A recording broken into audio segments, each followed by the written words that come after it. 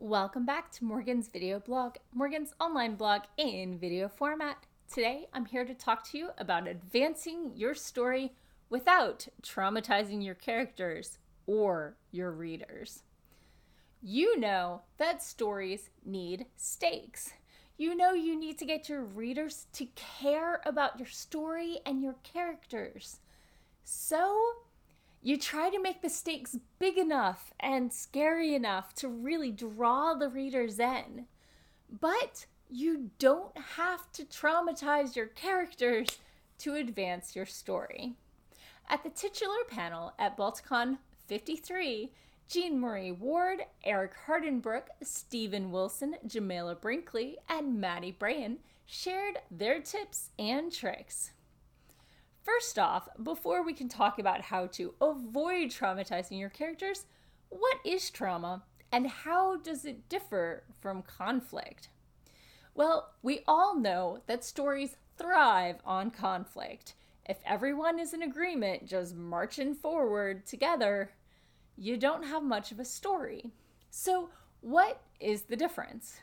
When you boil it down to the core, conflict is when two or more entities have opposing goals, or at least not parallel ones. Trauma is a change that damages you and is actively harmful, or passively harmful. It's harmful. Now, a caveat. There is no one-size-fits-all definition of what is traumatic. Thanks to people's pasts, their mental health, and their emotional state, what is traumatic to one person can be no problem to another. So, we asked the panelists, where do you draw the line? Now, clearly, this is not a comprehensive list by any means, but when the panelists shared where they draw the line, this is what they said. Explicit sexual abuse, dismemberment, shoving children out windows, thank you Game of Thrones, children soldiers, explicit assault and violence, and killing the cat or dog. John Wick knows what to do with people like that. So now that we know where some people draw the line, how do we raise the stakes without really touching on those topics? What are other ways we can raise the stakes without invoking these traumas? 1, family. You gotta love them. Protecting and defending families or handling family expectations and the weight of that on your shoulders, or dealing with family history and fraught relationships, be it between siblings, parents, or children, etc. All families have their own sort of baggage. Another way that you can invoke stakes and conflict without trauma is survival. It's the oldest story in the book. Human versus nature or space is a classic story of stakes. You've got to deal with hunger. Do you have enough food in the wilderness or on your spaceship? What happens if you get sick? If you get ill? If you get injured? What happens when the weather isn't cooperating? There's a lot of ways you can bring nature in to raise the stakes. And that's even before you hit like lava flows and earthquakes and tornadoes and sharknadoes, whatever. Another way to raise the stakes, meaningful relationships. Most people don't want to disappoint others. Most people have more than one person that they're trying to satisfy the needs of, and those needs may not necessarily be in alignment.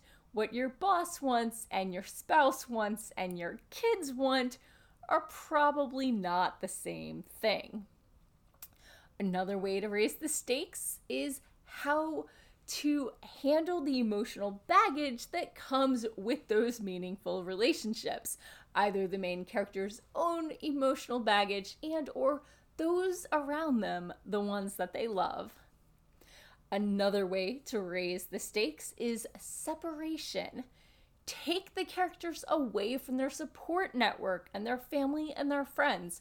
Are they on the run from the government, or is there some weird contrived notion like a rom-com that they can't see them because of a bet or something? Your imagination is your limit. So those are some ways you can raise the stakes without invoking trauma, but some stories are still going to invoke trauma. And the story calls for it, and that's okay. Sometimes that's the story you need to tell. But that doesn't mean it's the story that all the readers need to see. Which brings us to trigger warnings. I know, it's contentious. On one hand, you have the people who clearly understand that you need to make the story work and you shouldn't leave stuff out. That people in real life aren't coddled and we shouldn't coddle our characters, and you don't want to give away spoilers because that can really affect the emotional impact of a story. On the other hand, you have people who are dealing with depression or loss and really don't want to read about suicide, or people who have dealt with miscarriages and find it upsetting to read about miscarriages or a child's loss. Since we're talking about books and characters being traumatized are often the main characters, we typically get to watch them work past their traumas to grow and manage and move on or become Batman. And seeing that healing can be really good for people. But dealing with that, especially if you get really involved in your books and the writing is good enough that you really connect with the main character, that can be exhausting emotionally for the reader. And not everyone is ready to deal with that on a daily basis. A lot of people, especially with genre fiction, are reading to escape from reality, not deal with a lot of the same traumas that they deal with in their everyday life. And there's plenty of books out there that don't have triggering content. But it's hard to find that if you know that there are particular things that are going to trigger you. How do you find a good book to read? Clearly, one cannot give a trigger warning about everything that might trigger someone. And of course, there are some triggers that are implicit in certain genres, like suspense or thrillers or military fiction. You're probably going to have some killing, some death, some dead bodies. This is where I'm going to differ a little bit from the panel. Personally, I think that there are ways of writing blurbs for the back of books that can hint at the content within. We already rate these things for movies. Maybe, I know, there probably was pushback when they instituted the movie rating system, but I'm too young to remember it. But I do know that when they use books in schools, they often have themes listed.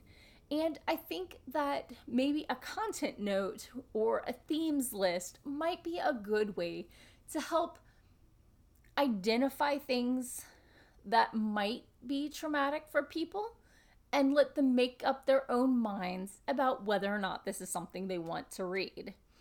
For example, this book deals with the themes of religion, magic, suicide ideation, violence, and the killing of both animals and humans. Then again, I write mostly YA, so letting libraries and teachers know can help them know if a book is right for their freshman class or their senior class. So I might be coming from a very different place than people who write adult fiction. Clearly, everyone is entitled to their own opinion, and this one is mine.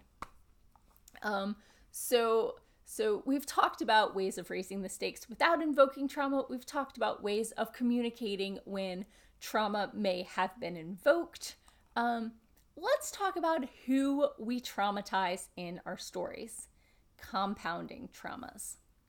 Now, this is obviously not always the case, but very often when you look at which characters are being traumatized in books, you can see a pattern. It's not usually the man in authority, it's the woman, or the person of color, or the LGBTQA character.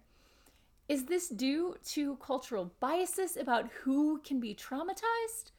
Maybe. It's hard to know where our biases stop and where our story and imagination take over, because biases are just so internalized and really hard to evaluate within you. Now, clearly there are exemptions of this.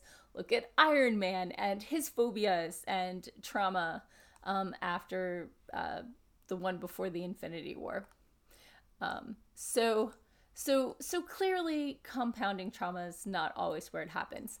But in your writing, if you look at it and you're traumatizing women, people of color, non-cis het characters in order to motivate your main character, you have fallen into what is now commonly referred to as the fridging trope. Named after a Green Lantern comic in which his girlfriend was brutally murdered and shoved into a refrigerator just to motivate him to move forward. Try to do better. It's lazy writing, overdone, and often done to two-dimensional characters, and we deserve better. So, moving beyond trauma, can limiting characters through trauma or otherwise make them stronger? It does make for a more compelling story. As humans, we're drawn to stories of people overcoming obstacles, but you do want to watch out and make sure you're not falling into some stereotypes of disabled people being brave and strong and never upset or angry, overcoming their... It's a trope and it's trite and it's overdone, and you have to remember that no matter who you're writing about, they should be three-dimensional characters with wants, needs, and things that tick them off. You know, they're real people. They're not just there to promote your theme and propel your main character forward. In that vein, make sure that you're giving your traumatized characters agency to make decisions, not just react to what you've done to them. Going back to the Marvel universe, after Endgame, Captain America decided to deal with his trauma through altruism. He joined 12-step support groups to talk to people and try and help them through. Black Widow dealt with her trauma by devoting herself to her job and just diving in. Both of them could have chosen to go the other way. They both had similar traumas to deal with, but they had their own agency so they could deal with the trauma in the way that best suited that character. Which brings us to the flip side. If you give your characters advantages, you are often also giving them regrets about the sacrifices that happened to give them those advantages.